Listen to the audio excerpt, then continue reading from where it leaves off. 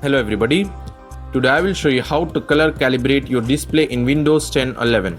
If you find this video helpful, please consider subscribing and liking.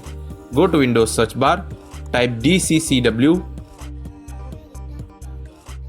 click Run as administrator. Welcome to display color calibration. Click on Next.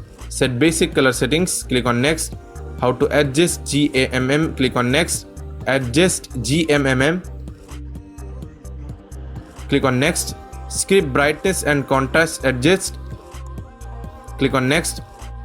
How to adjust brightness, select any. Click on Next. How to adjust contrast, select any. Click on Next. How to adjust color balance. Click on Next.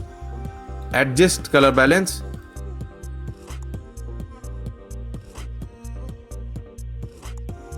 Click on Next.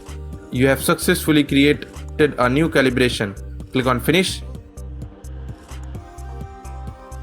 Click on Next again. You have finished turning the text on your monitor. Click on Finish. That's it. Thanks for watching.